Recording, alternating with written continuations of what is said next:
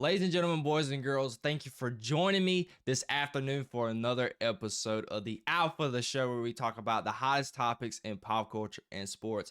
I just want to take this time to give a little disclaimer and just to thank you guys for the recent support on the podcast itself, because I didn't post anything last week because I have a couple surprising additions to the setup. As you can tell, got a new audio interface with a XLR cable microphone. And I got a little something else too. With that nice little camera right there. You see that? Just great quality. You know, I would love to get another camera with this quality, but we will soon. We will soon. We know I made a big investment. We'll get back to it in the future. But we're gonna have to stick with this puppy right here in the center. But all jokes aside, I thank you guys for the recent support. And you are the reason why that I went and got these new additions. I was very stoked and excited for the recent just feedback on the podcast lately. And I said, man, you know what? We're going to update the setup. But we are going to hop right into the show. I got a couple great topics for you guys. And as we all know, the Philadelphia Eagles are the winners of Super Bowl 59. They played a great game. And the second Super Bowl is headed to the city of brotherly love, led by Jeffrey Lurie and Howie Roseman and the great Nicholas Sirianni. Now, I had to be honest. Okay, we're gonna jump straight into it. I owe an apology to first Jalen Hurts. Jalen Hurts, I talked so much crap about you. I said that you couldn't play quarterback. You weren't able to be the reason why your team won the ball game. But you shut me up last night. You shut me up this season. You went out there. You balled out. You played exceptionally well. You led your team. You were the legit reason why, again, that your team won. Well, not even won, but played well in the Super Bowl. You scored 35 points 2 years ago in the Super Bowl, and this year you scored 40. And you were a caveat to that. You were part of the reason why. Jalen Hurts, I crapped you all the time, saying that you was never going to be one of the best quarterbacks in the NFL. Today you cemented yourself as a top 10. You are one of the 6 quarterbacks to win a Super Bowl MVP and a Super Bowl championship. You've won a lot of playoff games. You've had a lot of playoff success. And when you show up when it matters most at the end of the ball game. You're clutch. That was the knock on you going into Alabama. You got benched for Tua Tagovailoa. Nick Saban always says you had to become a better passer. But yesterday, you cemented yourself as a legend in the National Football League. And obviously, you're the best quarterback in the division right now. I mean, obviously, we got Jayden Daniels is still in that division. Talent-wise, he's way better than Jalen Hurst talent-wise. We're going to get that out of the door. But give respect to Jalen Hurts. He is the best quarterback in the division as we speak. Now, for my quarterback, he's got a lot of work to do. And next, Nicholas Sirianni. This is the one I really don't want to apologize to that much. You still don't do anything. You know, you're still annoying. You're still obnoxious. But yet, you were able to galvanize the troops. You were a leader of men. With all the drama with A.J. Brown and Jalen Hurts and the defense, you put all that to the side. You said, boys, let's just go outside and play some football. Let's win us a Super Bowl. Be great in the playoffs. Because I had them losing in the second round of the playoffs, and they ended up winning the Super Bowl, by the way. That's just part of me. Because I despise the Eagles. I didn't even want them to win. But credit to where credit is due. You showed up and you were able to galvanize the troops, and you had a great game plan for the Super Bowl, and they played exceptionally well. Now back to the task at hand. After I get my little apology out of the way, we're going to talk about the game itself, because this was shades of the Super Bowl 3 years ago against Tom Brady, or 4 years ago against Tom Brady for Patrick Mahomes. Patrick Mahomes was awful. The Chiefs themselves were awful.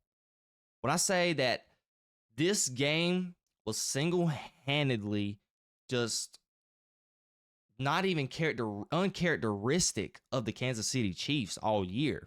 Have the Kansas City Chiefs played great all year? Absolutely not. They had, 17 or 18 only winning by one score, 18 wins, winning by one score this season.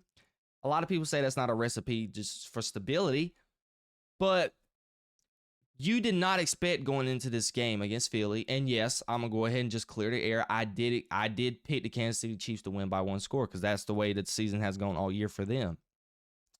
But you did not go into this game thinking that Philadelphia was going to be up 34-0. Literally. It was a beatdown. Straight masterclass by the Philadelphia Eagles on both sides of the ball. Offensive line, defensive line, quarterback play. I mean, defensive backs. Kooper DeJean had a pick six. Zach Bond out there looking like a ballerina. Extended grab. It was just horrible for the Chiefs. I felt bad for Patrick Mahomes. It literally, again, shades of the past Super Bowl with the Buccaneers, because that defensive line from Philadelphia was humming Patrick Mahomes all game. They moved Joe Thuney. I think he was from left guard, and he moved on the left tackle. Josh Sweat. He was marking Joe Thuney. And it caused Pat Mahomes' timing to be off. His rhythm was off. I knew early on, I could tell that Patrick Mahomes was antsy because his throwing motion was not right. His motor skills and his mechanics were off balance. You could tell when Patrick Mahomes was going to throw the ball, his feet were past shoulder width apart, not a good base, and he was trying to throw the ball as hard as he can. He was very inaccurate, a lot of terrible and horrible passes. This is no exaggeration. Single-handedly, the worst game Patrick Mahomes has played in his career that I can remember. Okay, I've been able to, when I started watching football, I've been able to keep up with a lot of Patrick Mahomes. I cannot definitively say that I've ever seen a game that was worse than this one that he played in. Really. I mean, when I say I've never watched a Chiefs game to where they had 0 points going into halftime, didn't even get but probably one first down, and if they even got a first down, didn't even have one play in the opponent's field of territory. I had notes in this game, okay? I don't know if you guys can see it, but I literally have it here. Chiefs offense, one play in the offenses on the opponent's territory at the end of the third quarter. That's how bad this game was offensively for Patrick Mahomes. And we got to just look at it from this lens. Tom Brady beat Patrick Mahomes in the Super Bowl, killed him. In the game that Tom Brady was in the booth calling the game, Patrick Mahomes played like this. You might say it's not coincidental. I beg to differ, because I was thinking about that during the game. I was sitting there like, he played his worst game when Tom Brady was on the field. And he played the worst game of his career when Tom Brady was in the booth commentating his football game. I know Tom Brady had to be laughing from ear to ear. It was bad. Defensively, penalties early on. They did a good job stopping Saquon. I mean, going into the game, my analysis going into this game, by the way that the Commanders were just getting ran all over by the Philadelphia Eagles, and the way that the Bills were able to run the ball against the Chiefs 2 weeks ago in the AFC Championship game, I was sitting there saying the game plan should be pound the rock with Saquon, because the Chiefs cannot stop a cold. But I think Spags did a good job just dialing down on that this week. I think that's what he knew. That's what the Eagles were going to want to go with. So early on in the game, he was like, look, we're going to stop the run. We're going to make Jalen Hurst pass the ball. And defensively, they were able to stop the run, but they were getting thrown all over. And that is credit to Mr. Money Man himself, Jalen Hurts. And to get to the stats overall, Jalen Hurts played a great game. Jalen Hurts was 17 for 22, 221 pass yards. He averaged 10 yards a pass. He had 2 touchdowns and 1 interception. He had a QBR of 75 and a passer rating of 119. Rushing the ball, Saquon Barkley, non-existent. He had 25 carries for 57 yards. It didn't even feel like he had 25 carries, and he only averaged 2.3 yards per carry. You know, not the Super Bowl moment he wanted, but at the end of the day, he went home with a ring. I mean, come on. And Jalen Hurst was effective using his legs. He had 11 carries for 72 yards. Gainwell, garbage time yards. The passing numbers isn't off the charts, but Jalen Hurts made plays when he needed to make plays. And we're going to get to the Kansas City Chiefs side of the stats because it is just pathetic. And a lot of this is garbage time yards, especially for Patrick Mahomes. 21 for 32, 257 yards, 8 yards per pass, 3 touchdowns, 2 of them being in garbage time, 2 interceptions, threw a pick 6 to Kooper Jayden. He was sacked 6 times. He had a quarterback rating of 11. That is awful. His passer rating was 95. And they were not able to run the ball at all. Pacheco looked like he didn't even know how to run the football. Kareem Hunt, 9 yards. Isaiah Pacheco, 7 yards. Samaje Perine, 1 carry for 8 yards.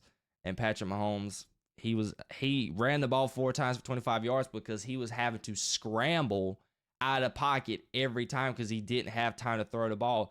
And I don't think he did a good job seeing the field well because I saw a couple decently open routes that you're used to Patrick Mahomes seeing and being able to get the ball to. And Xavier Worthy, he had 157 yards, but 2 of those were garbage time. And that's the story of the game. I mean, the Chiefs looked awful. If you were a Chiefs fan, I know you were throwing up watching that game last night because it was bad. It was pretty freaking bad. I mean, they made the Eagles looking like the second coming of the Pittsburgh Steelers, the Steel Curtain. It was that bad. Looking like Mike Ditka's Bears out there. That defensive line was putting it on the Chiefs offensive line. And it threw Patrick Mahomes' rhythm off. He had no connection with Travis Kelce at all. I think Travis Kelce, he had 4 catches, but I think he probably only had 2 catches in the first 3 quarters. And, a lot of people, he said he's contemplating retirement. I really think if they would have won this game, he would have retired. But maybe since they got shellacked in the Super Bowl, he might want to try and run it back. And that's pretty much it that I can really say that I signified from this game. Jalen Hurts, Super Bowl MVP, well-deserved. Either he or Josh Sweat should have had it because I think Josh Sweat, altogether the Eagles defensively, they had 6 sacks, 6 tackles for a loss, 4 passes deflected, 11 quarterback hits, 1 touchdown, and 2 turnovers. That is just a recipe for just a Super Bowl win. Force the turnovers, and then you don't turn the ball over. Jalen Hurts had 1 terrible turnover because Nick Bolton got in his face. But outside of that, Jalen Hurts played the best game, just like he did in the Super Bowl a couple years ago. Give credit to where credit is due. Jalen Hurts just, when it's the big game, he just shows up and he shows out. I mean, you cannot lie. When the lights are bright and the lights are on, he produces. And I think he's had a chip on his shoulder ever since he got benched a couple years ago. And it's just been weighing on him for the longest time, and he was ready for the moment. He knew going into this game, I got to be the reason why we win. They're going to try and stop Saquon. The refs are not going to be on our side. We got a bullcrap penalty call in the first drive when I threw it on 4th and 2 to A.J. Brown on the right sideline for 30 yards. But guess what? They played clean football. They didn't put the game in the refs' hands, and they blew them out. It was the most boring Super Bowl of all time. It was just as bad as the Seahawks versus Denver Broncos Super Bowl back in 2013 or 2012, 1 or 2, or 14. I can't remember. It was one of those. It was that bad. It was the highest deficit in a Super Bowl since that game. The Super Bowl was boring, and it was trash.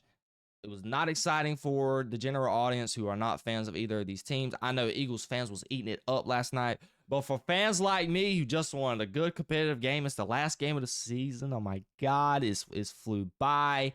You wanted a nice, fun game just to be able to kiss goodbye to the 2024-2025 NFL season. And my gosh, did the Patrick Mahomes and the Kansas City Chiefs just decide to lay an egg out there on the field last night in New Orleans? I don't know what they were doing. I don't know if they had a little bit too much going on in Bourbon Street. It is New Orleans. A lot of food, a lot of partying, a lot of drinking. Maybe a little bit laid over. I don't know. Don't ask me. I don't know. A little hungover. I don't know. But it was bad. It was bad. 34-0 in the Super Bowl. Reigning back-to-back Super Bowl champions. Same offense for the most part. I don't know. So, and that is the end of the 2024-2025 NFL season. It was a beauty being it with you guys. Let's get a little sentimental here. You know, it's sad to see it go. It was a beautiful season. You know, I was able to do this stuff with you guys, and hold on, it's a little emotional. It's just a little emotional. You know, we're not gonna have football for 6 months, and you know, I started the channel a couple years ago, and it's been a fun ride.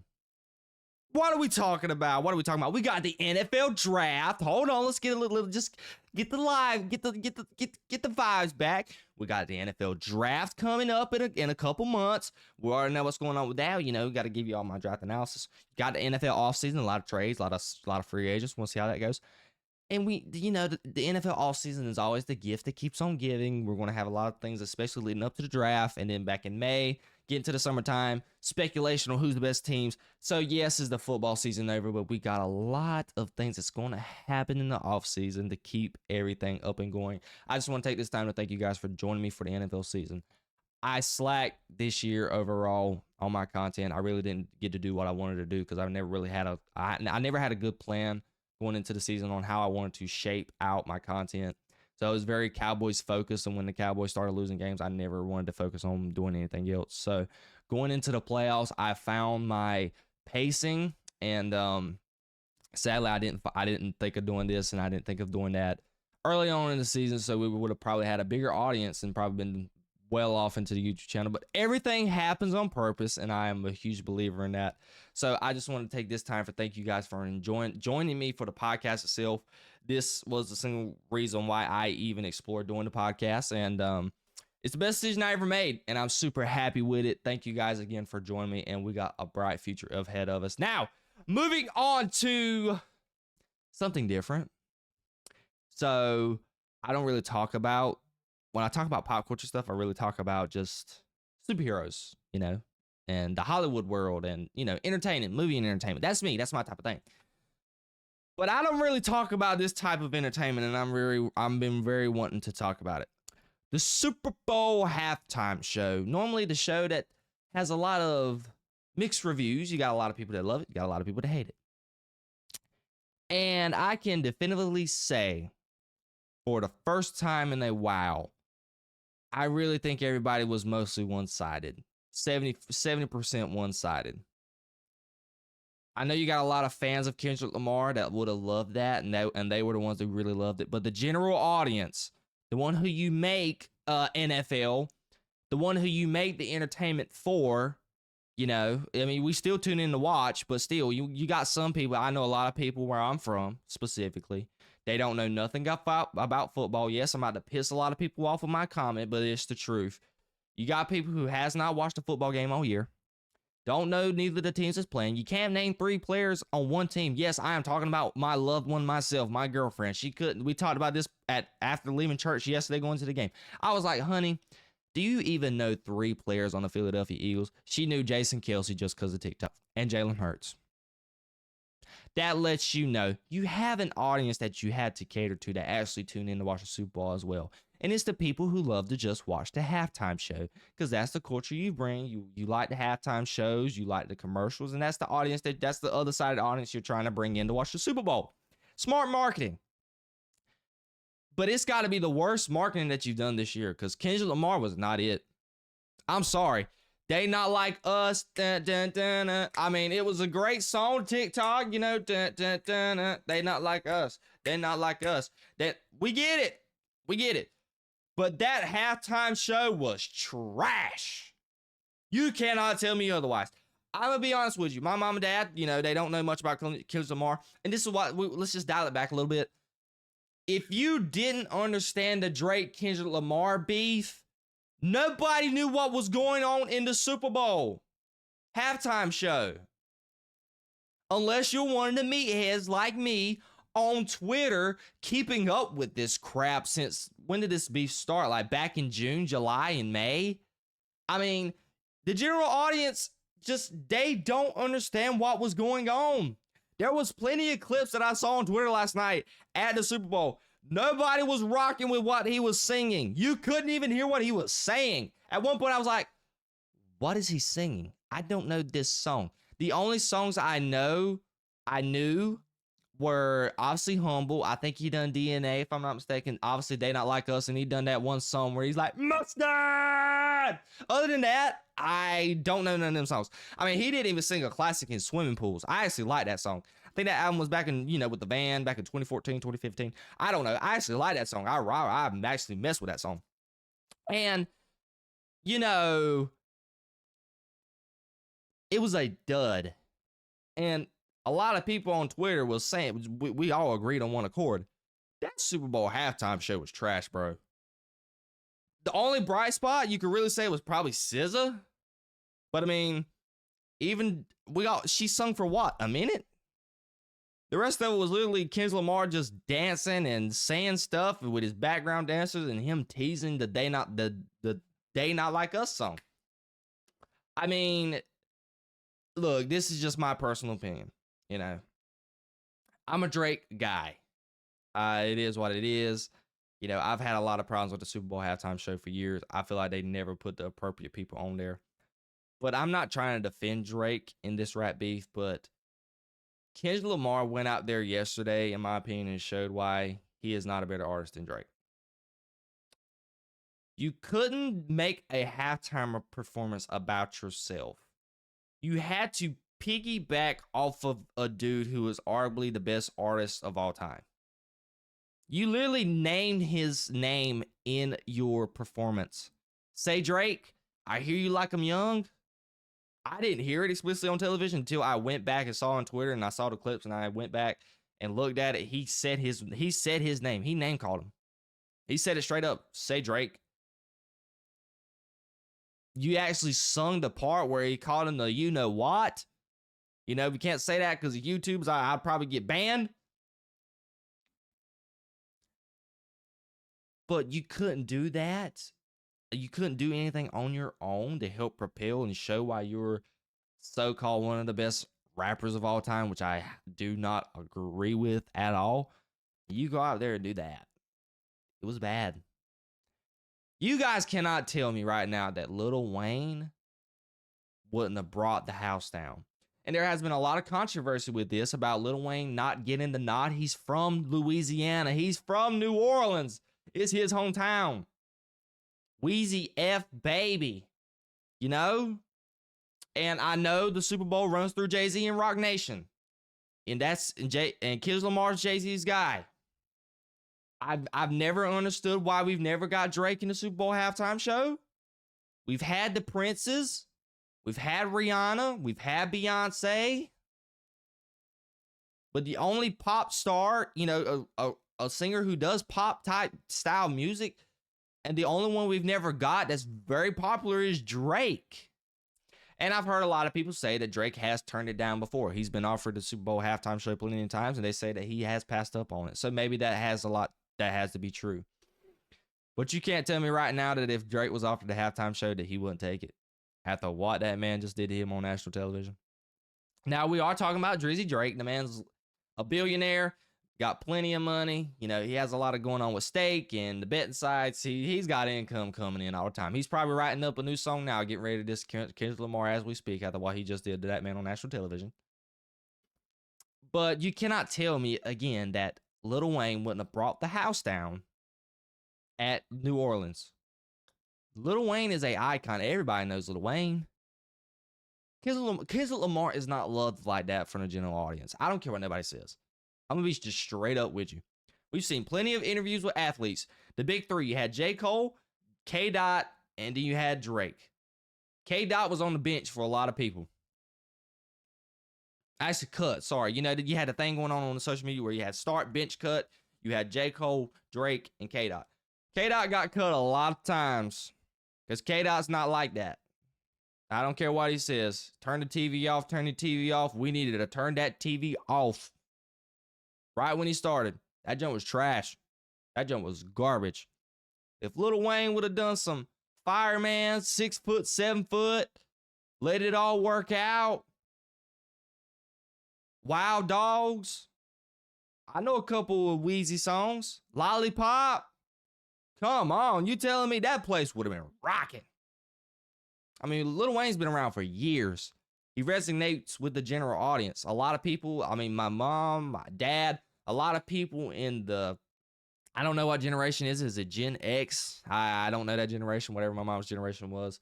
People who's in their 40s and 50s right now, 30s, maybe even 60s. A lot of people know who Lil Wayne is. You've heard Lil Wayne for years, multiple decades. He would have brought the house down. That's just me. I've never understood why Jake and J. Cole has never got a nod for a Super Bowl halftime show performance. But if I'm the NFL and I saw how this was perceived by the most audience, general audience, this junk was trash. A lot of people said it was trash. A lot of people who are very famous and has a lot to say and they have a big audience on Twitter, on social media, they said this junk was garbage. That says a lot. And it says that, you know, you had ESPN, you had Sports Center, everybody talking about, oh God, Kendrick Lamar brought the house down, blah, blah, blah, blah, blah, blah. It was garbage. I even watched Nightcap last night with Shannon Sharp. Shout out to Nightcap. Y'all go check him out. Shannon Sharp and Ocho, best podcast out. Even Unc was like, Ocho, you know, the question that he asked, Ocho was like, hey, rate the halftime show. You know, Ocho was like, that was a 10 out of 10. And then then Shannon was like, nah, I don't know about that. Everybody just legit talking about the fact that he just all the drama with him and Drake and just name calling. And that's the reason why They Not Like Us was the only reason why he got that nod for the halftime show. Just so he could say just the stupid part. Really, you know how it goes. You know, I don't want to get my channel just demonetized and then just banned, or, you know, just any community guidelines being struck. You know, this is YouTube and they, you know, they let a lot of things slide, but I'm not even taking no chances, you know? So that is my bit of tea on that. It was trash. It was garbage. I think we could have did a whole lot better as a halftime show. There's a lot that the NFL's got to look at when they do next year's halftime show, because that was a dud and a half. I mean, I was bored. And, you know, I'm not a Drake stan by any means. I mean, do I love Drake? Yes, I am a J. Cole and a Drake guy to the heart. I've never been a Kendrick Lamar fan at all. But I'm not being biased, and I'm just speaking from just an entertainment standpoint. It was bad. And they could have did a lot better. Now, getting away from that, let's go move back to some basketball. You know, we were about to talk about the basketball. Oh, hey. I didn't think I'd be talking about some basketball, but today we're going to be talking about some basketball. So, this week, I was supposed to talk about it at the beginning of the week. You guys can go ahead and kill me in the comment section. Now, also, if you have not yet, please drop a like on the video and subscribe. I forgot to say that at the beginning of the video. Yes, please do that. Yes. So, we had a blockbuster trade at the beginning of the week, and we had arguably the dumbest trade in the history of the NBA, in my opinion. But that's just me. I'm sorry, guys. I had to get a swig of water. Mouth's dry. When you're fussing for 30 minutes, you guys come and try this. It's not fun. Okay, you get very thirsty fast. Okay, back to the task at hand. But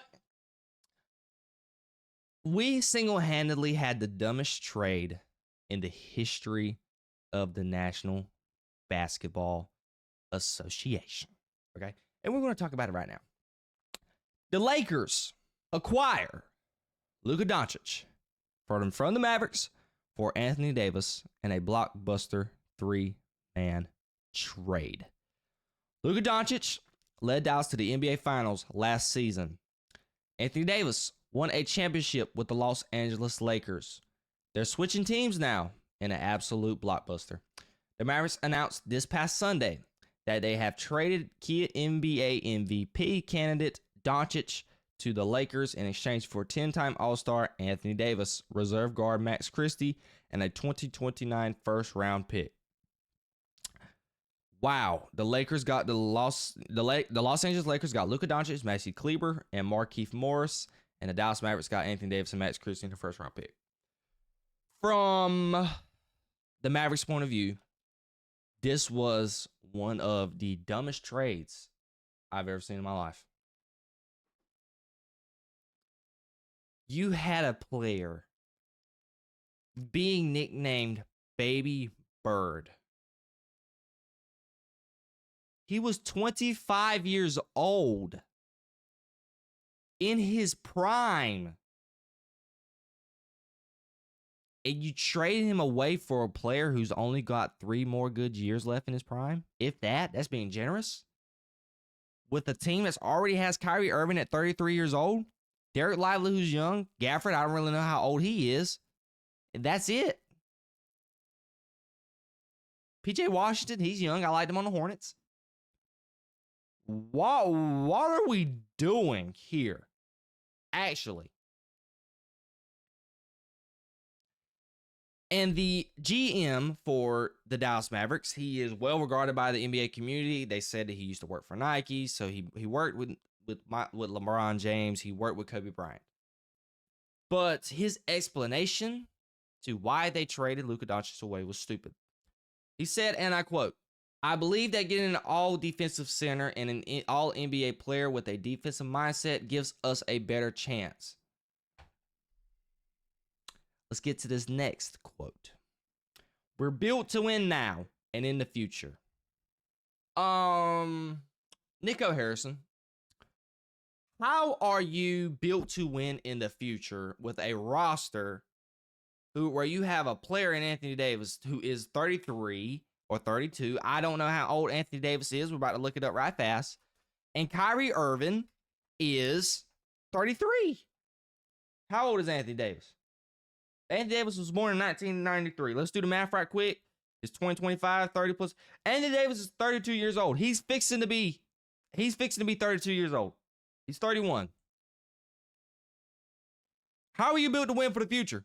You gave up a player who's 25, just took you to the NBA Finals, played a darn good Finals, in my opinion, given to why he was given. He went up against a gauntlet in the Boston Celtics. They were just the team to beat that year. And you gave him away for a guy who's got 3 good years left in his prime. Nico Harrison. Bro, Luka Doncic was beloved in Dallas. The city of Dallas don't have a lot going on when it comes to championships. Yes, the Texas Rangers just won a World Series, but we're talking about Dallas. We're not a baseball town. And a lot of this has to do with the Dallas Cowboys because they suck. And, Texas is Texas. Everything bigger than Texas. Texas loves some football. They got some high schools. It's looks like college football stadiums out there. They love some football out there in Texas. So when you got a team like the Dallas Cowboys just stinking up the joint for the modern audience out there in Texas, you would really think that you would take the time and just say, hey, we got the second coming of Larry Bird, as a lot of people like to say. Let's just keep him on the team and ride him out. He just took us to a championship, and you think you would have kept him. He was beloved by the city of Dallas. Dallas Mavericks fans hated this move. I mean, they were protesting this move out of the yin-yang. It was bad. It was awful. And whose jersey is a Mavericks fan going to buy? I'm not buying no Anthony Davis jersey. I'm not buying a Kyrie Irving jersey. I want a number 77, Luka Doncic. This was the dumbest. Excuse my French. It was terrible. You don't make this move as a GM. And moving on to just the Lakers' point of view, they made the best decision that they could have made. Anthony Davis, he literally just complained a week ago on an interview with Shams, the new best, beat writer for ESPN now that Woj is gone. And he said, we need a big man. I need to play the 4 instead of the 5. And I guess Rob Pelinka said, screw that. We're going to get the best player, top 3 player in the NBA. Luka Doncic is a dog. He is literally, there was a stat saying that he's the only player. He's the only player. I think they said he had more first team all pros than Steph Curry. Yeah. Luka Doncic is like that. And Rob Pelinka said, thank you, Mavs. Thank you for being dummies. We're going to steal him off your hands, and you got him for nothing. Nothing. You pair him up with LeBron, it's going to be interesting to see how that tandem goes. A lot of people says it's not really going to work because it's LeBron James, LeBron and, they're both ball dominant, but at the end of the day, it is for the future. Luka Doncic is 25. He's going to be in a Lakers uniform potentially for another 10 plus years. That's a long time. LeBron, he's only got two good years left, if that. That's being generous. So they sold for the future. Nobody knew about it. Luka Doncic don't know about it. And this stems from, we all know, the weight thing. Luka Doncic had his problems with weight. He's never in shape, never conditioned. He has his own nutrition staff, medical team. And I just don't think the new regime liked that. Look, Mark Cuban loved Luka Doncic. Mark Cuban got Luka Doncic when he was the majority owner. Now he sold his stake in ownership. He only has a minor say-so in the organization now. So with this move, the new regime, they didn't like Luka Doncic. They thought he was rebellious probably. He had his own medical team. He never used the Mavs training staff. So whatever Luka's nutrition team and medical staff said went. He hasn't played a lot this year. He's been hurt. So it rubbed the Mavericks the wrong way, and they did not think that he would put them over the hump and potentially winning an NBA championship, which is ironic to say, and that he just brung you to the finals last year. He's already gave you a Western Conference run too. Beat Kevin Durant and Devin Booker. No, I don't think Devin Booker was on. No, Kevin Durant weren't on that team yet. That was with Chris Paul and the boys. Disregard what I just said. But if you are the Mavericks, you got to be looking at yourself in the mirror and be like, what are we doing? And this trade only happened. And this is another thing the Mavericks was dumb to do. You didn't even try to shop Luka Doncic around. Do you know what people would have gave up for Luka Doncic? You could have got a multi-million-dollar house back for Luka Doncic if you wanted to. That's how expensive that you could have gotten Luka Doncic for.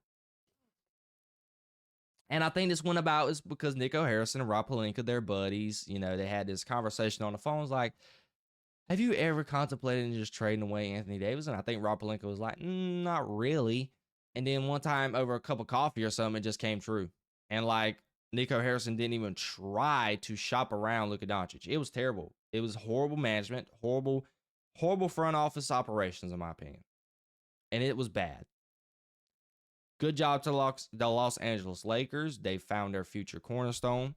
Shout out to Rob Pelinka. Shout out to Jeannie Buss. Shout out to the whole Lakers organization for not letting LeBron, have a say-so in it. Because a lot of people saying this is the first time that they know that LeBron James has never had a say-so in any type of financial move when it comes to the front office.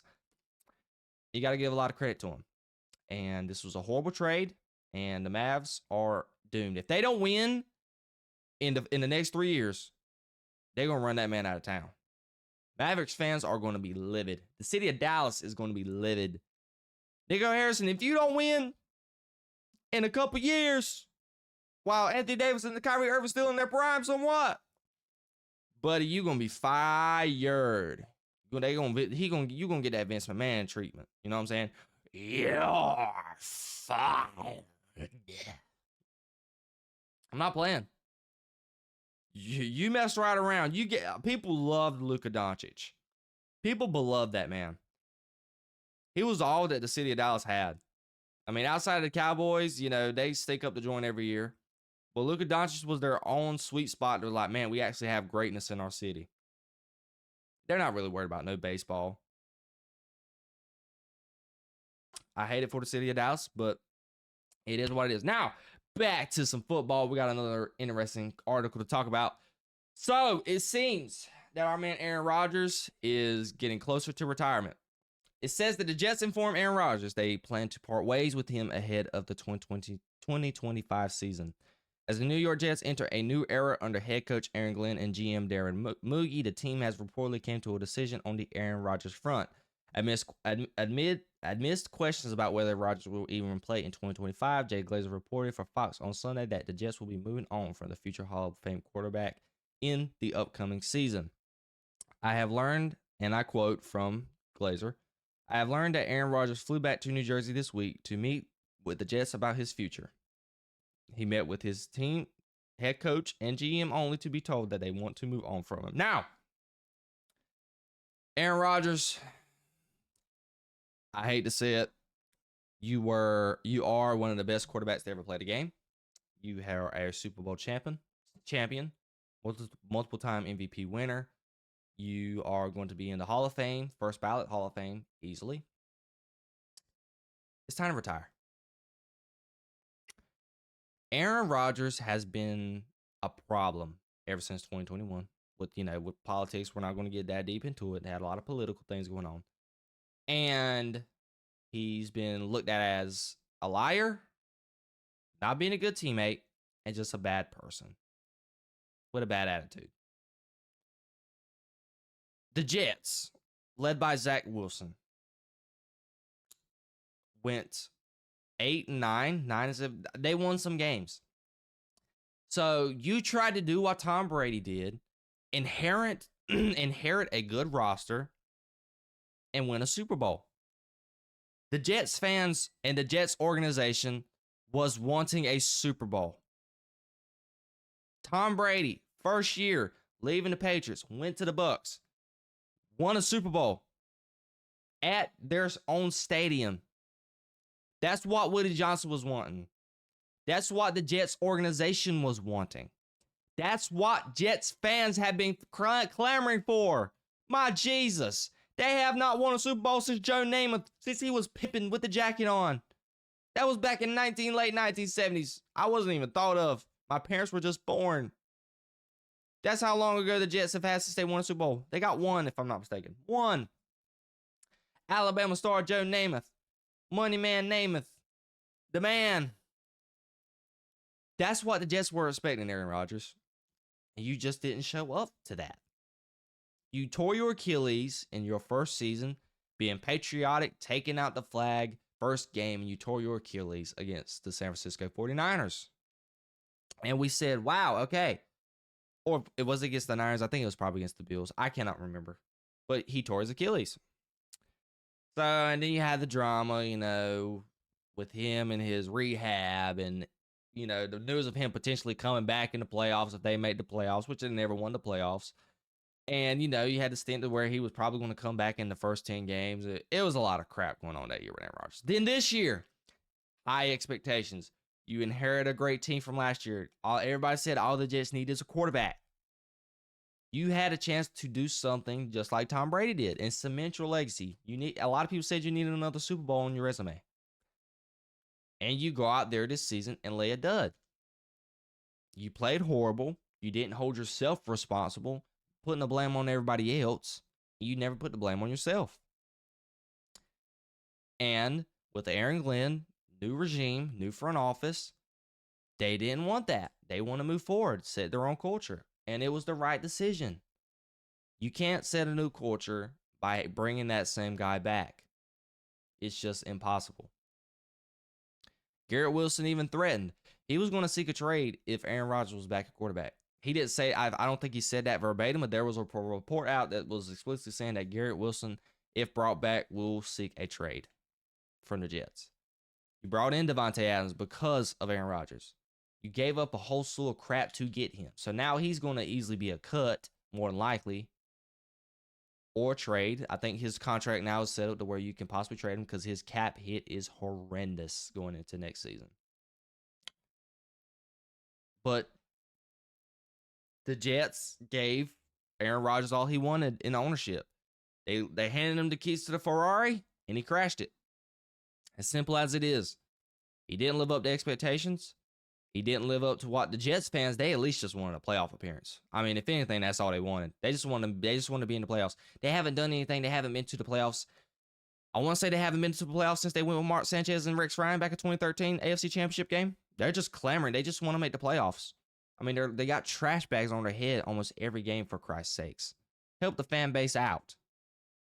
And in Aaron Rodgers, you go there and you lay a dud. And they gave you a short leash. You had the 1 year left on your deal. And now you're more than likely going to be a June 1st designated cut. It's time to put the cleats up, Aaron Rodgers. There's nobody that's going to take you. Maybe if Minnesota, they get rid of Sam Darnold and they want to bring you in to groom J.J. McCarthy, maybe. But, I don't think you want to play that role again.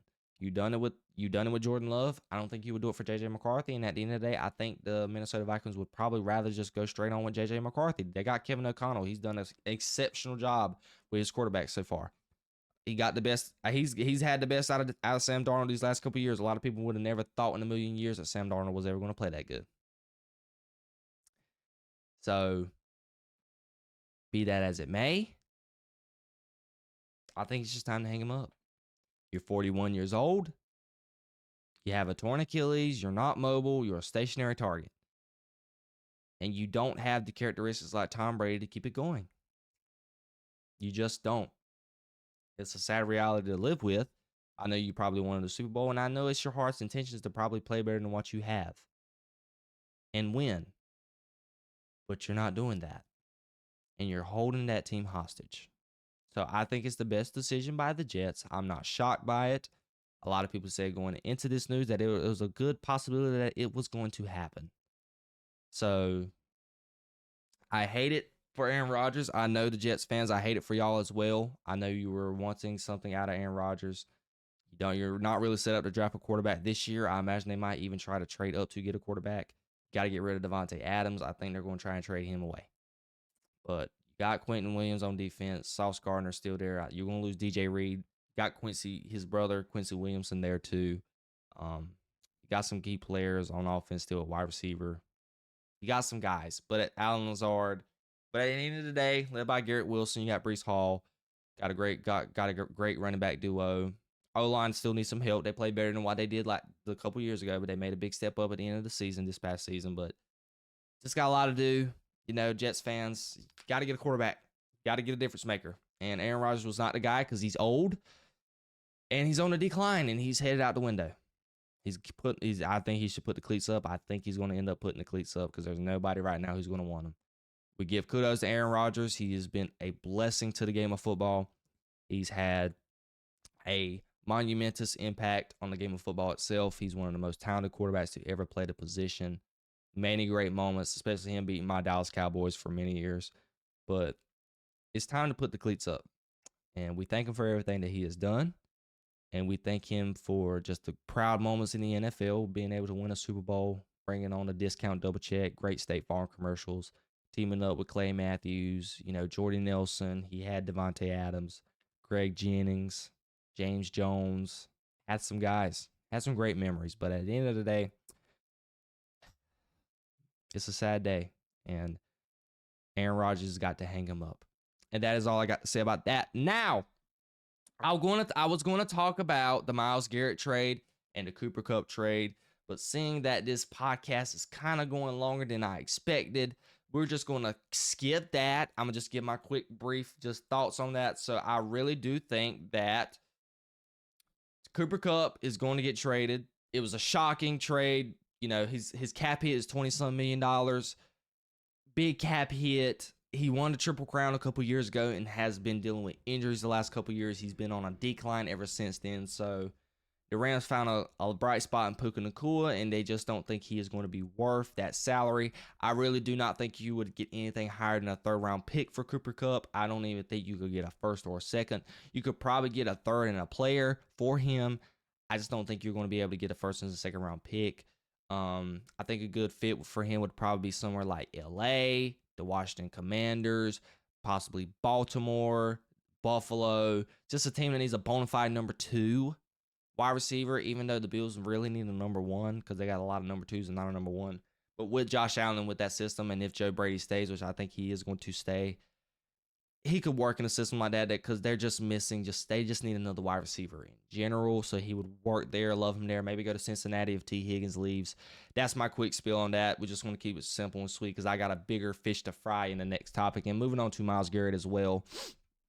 Myles Garrett said that he wants to win a Super Bowl, and with the city of Cleveland, he loves it. But at the end of the day, his soul wasn't wanting to be bounded to just Cleveland. He wanted to go out and win a Super Bowl.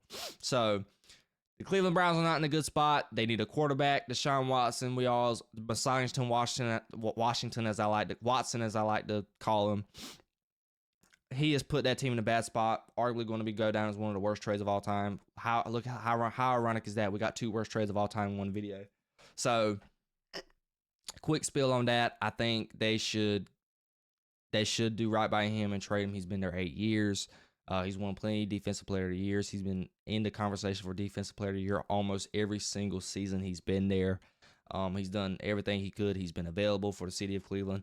I think they should just do right by him and trade him. They're not set up to win. You got a good roster defensively. Got a lot of guys, but offensively, you have nobody. Nick Chubb, he's tore his ACL twice. He just blew his knee out last year. You got Jerry Jeudy. He's been a bright spot. He was a Pro Bowler this year. And you don't have a quarterback. You just got rid of Amari Kooper. Elijah Moore is still there, but he don't blow your socks off at wide receiver in the slot. He's a smaller figure. The O-line is still there. The O-line still is going to be good, but they've been banged up the last couple of years. You're in a division with Baltimore. You're in a division with the Bengals and the Pittsburgh Steelers. You don't have a bright future in that division. Pat Mahomes is still in your division. You still got the Bills to worry about. You got the Bengals in your own division. You got Baltimore, and you got Pittsburgh. Pittsburgh is always going to be Pittsburgh. And Myles Garrett sees that, and he just wants to leave. So I really think you should do right by him and trade him to a team like I think the Commanders would be a good fit. Buffalo, Detroit, Philly, possibly. I think Philly would need to do good and have another edge rusher. And I don't want to say it, but in Dallas. We need him in Dallas. We need somebody to complement Micah Parsons on the opposite side. And is it not going to happen? Absolutely not, because we don't have the cap space. Is Stephen Jones's head. We don't have the cap space. We don't have the cap space at all. We don't have the resources, and we're not able to take on that contract. We don't go out and get players anyways. So it's not going to happen. Should it happen? Yes, because we need somebody else to complement Micah Parsons on the edge, because I think Micah Parsons should play a lot more linebacker than he does edge rusher, but that's another conversation for another day.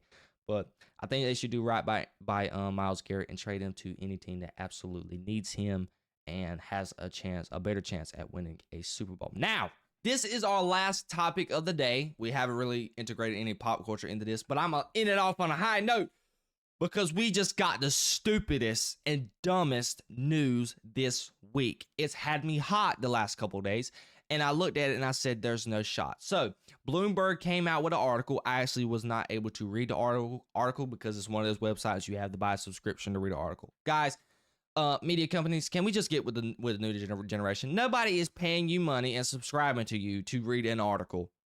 A lot of people don't even like to read in general. I mean, come on. Let's have some common courtesy here. Give the article for free and let the audience react to it. Anyways, I have the tweets that are needed. So, Warner Brothers games has been in abysmal.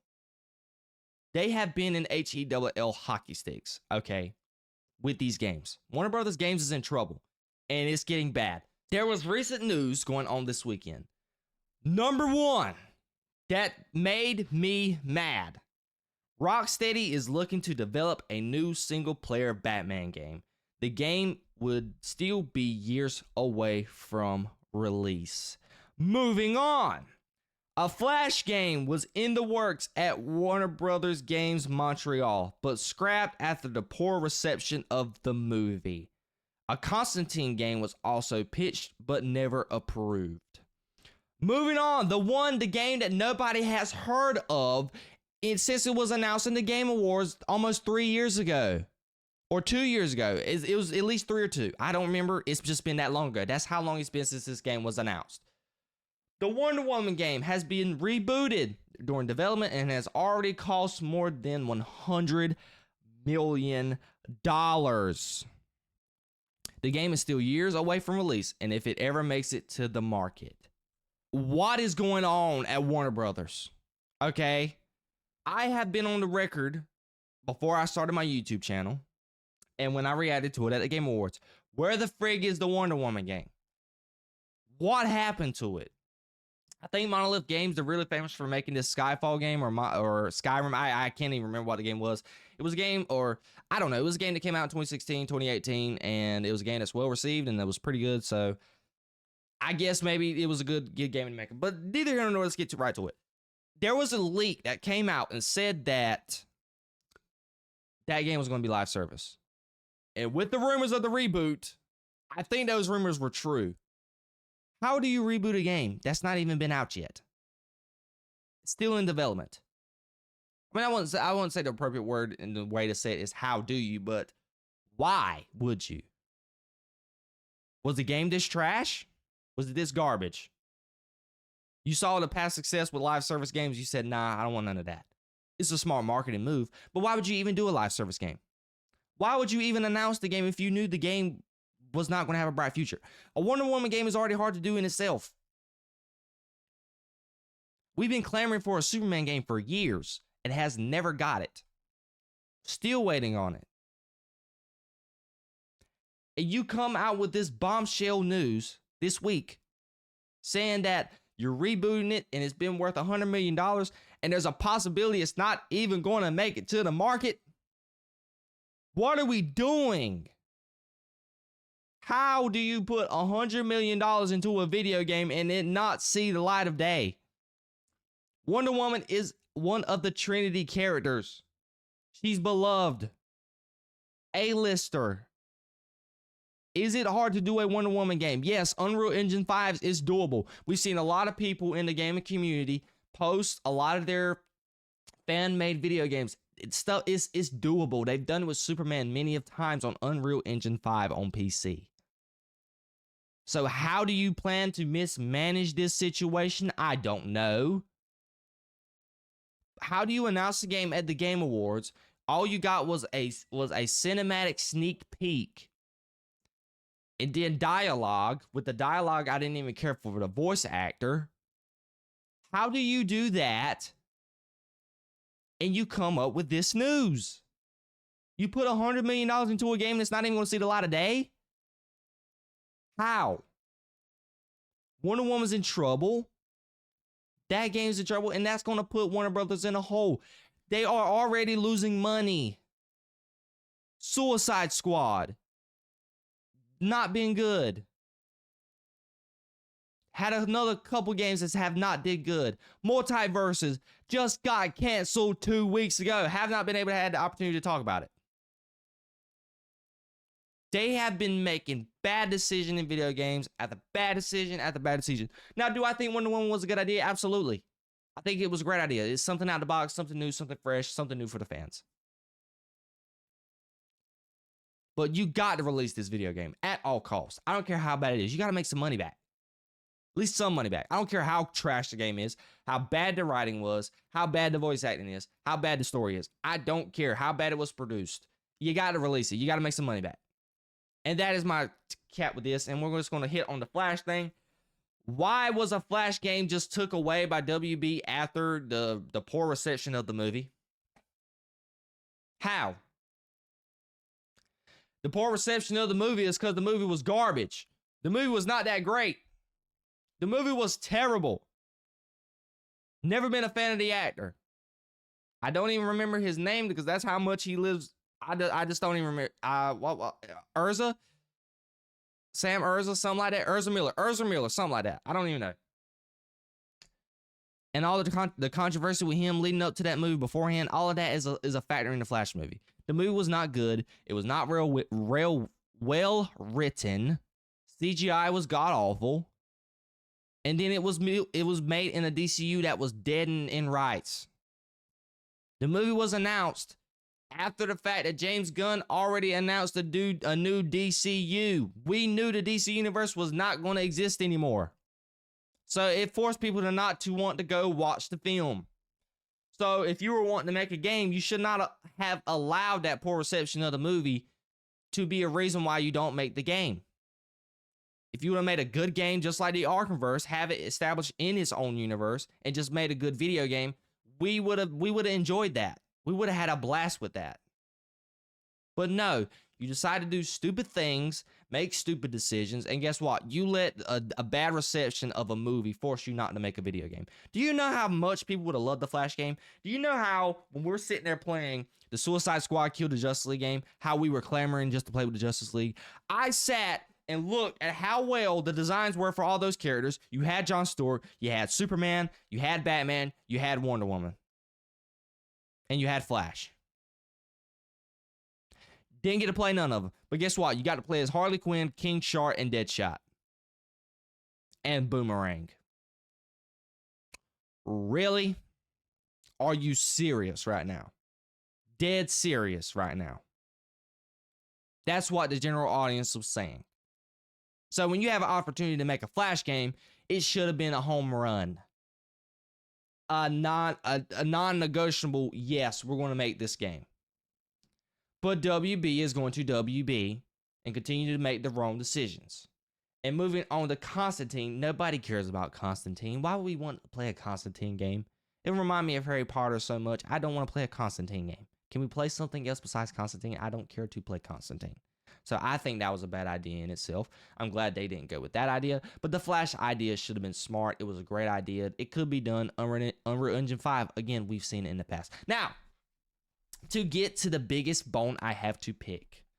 Rocksteady is looking to develop a new single-player Batman game. No. I don't want their hands to touch another Batman game. I don't want them to touch another Arkham game in general. This game better not be in the Arkhamverse. I know that. I don't want Warner Brothers. I don't want Rocksteady. Wherever Sefton Hill and the old game developers, owners of Rocksteady, wherever they went, give them the Batman game. Let them have it. I don't want Rocksteady doing anything with the Batman. No.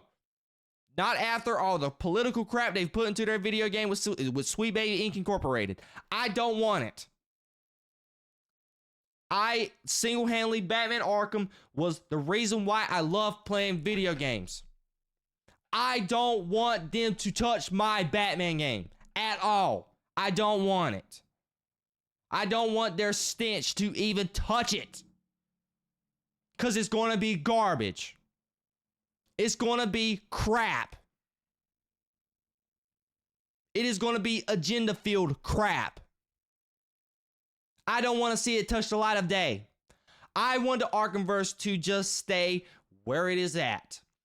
It was a great series. You made 4 games. It's one of the most beloved category and storyline, just trilogy, any type of way you want to say it, any special term. It was beloved, and it's one of the best things to ever come out. I don't want Rocksteady to touch it. I want Rocksteady to be out of business. And it is a harsh thing to say about, especially the way the gaming community has been this year with the layoffs and everything else. I understand it. I don't mean this. I don't mean my comments to be cruel, come across just disrespectful. But at the end of the day, it's the truth. They don't need to touch another Batman game. They don't need to touch another superhero game in general.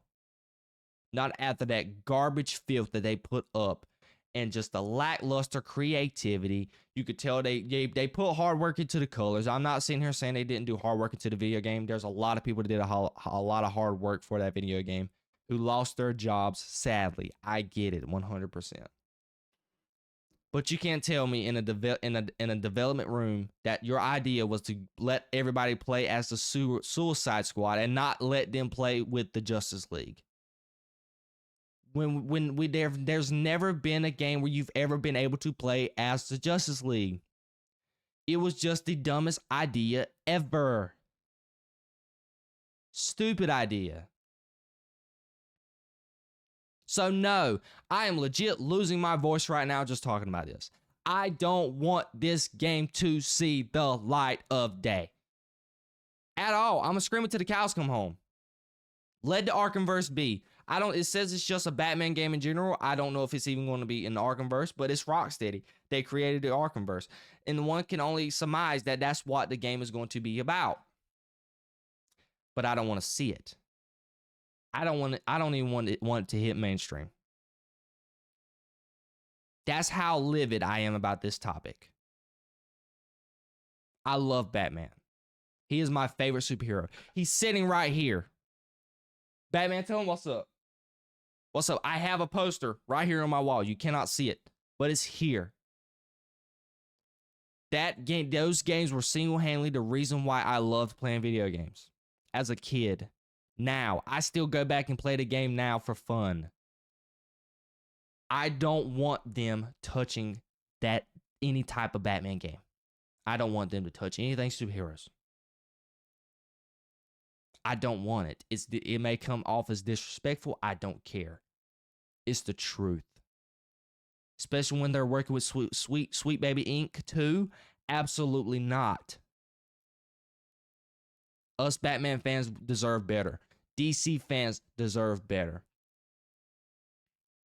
Let the Arkham Batman universe stay as it is in the legendary status that it has.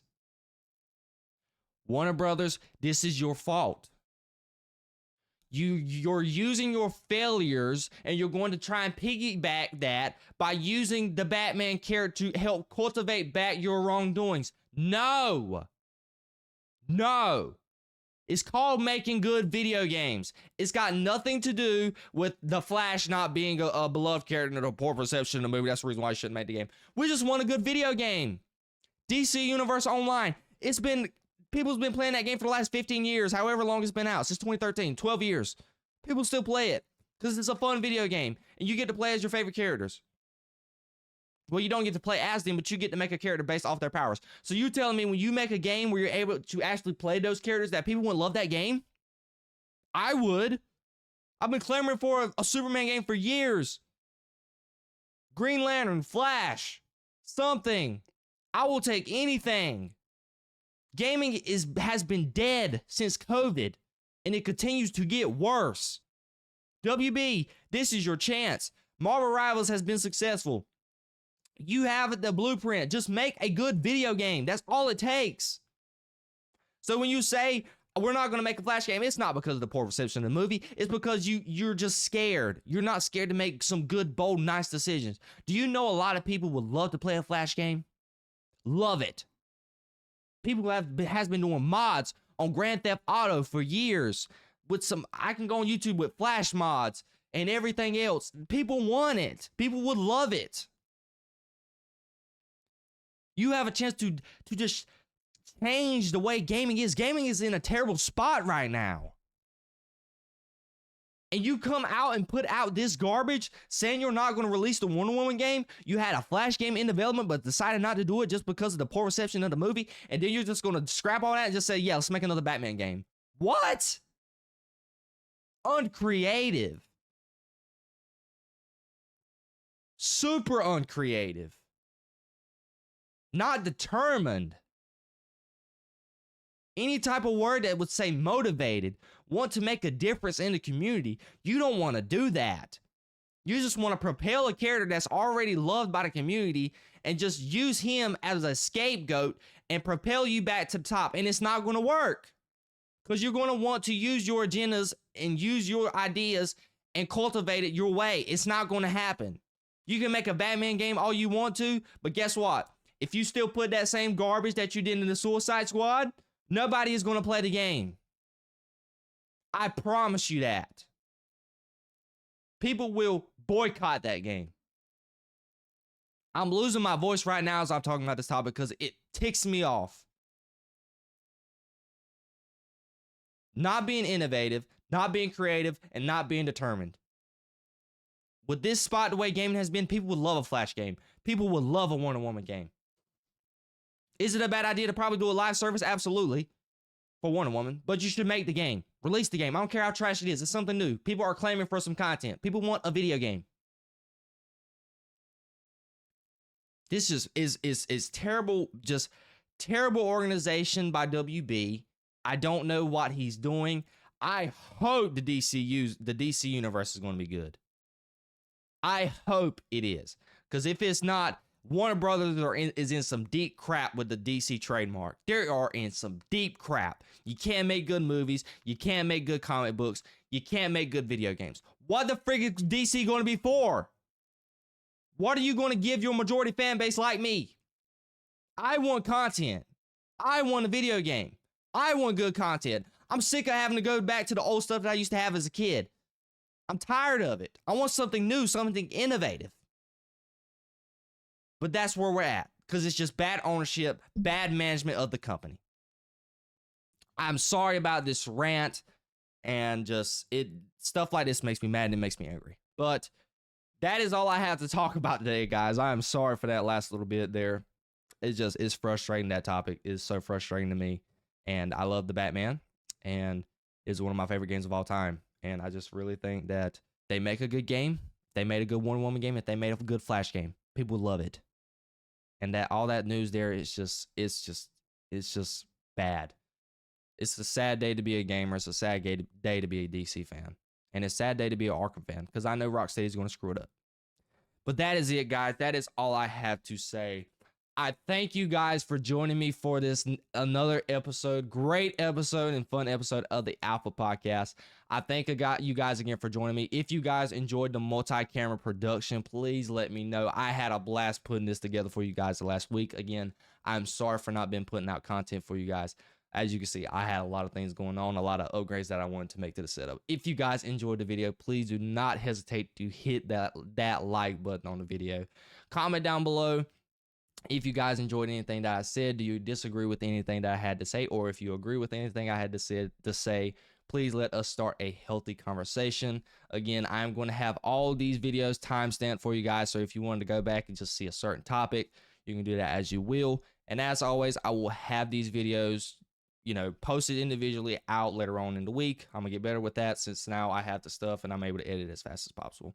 I thank you guys for joining me. Please do not forget to hit that subscribe button and to tap the notification bell to get notified when all my videos go live. And please see the link down in the description to get all my other videos when it comes to reaction videos, comic book podcasts, and sports, and also the link to the Alpha Podcast itself. Be sure to share a podcast to a friend or a family member because honestly, I thank you guys for the recent support I have had on the podcast, and I am very excited for the future with you guys and get into on some very, very interesting topics in the future. I thank you guys again for joining me for another video. I love you guys so much. Be sure to tell somebody you love them. Peace, love, and positivity always, y'all. See ya.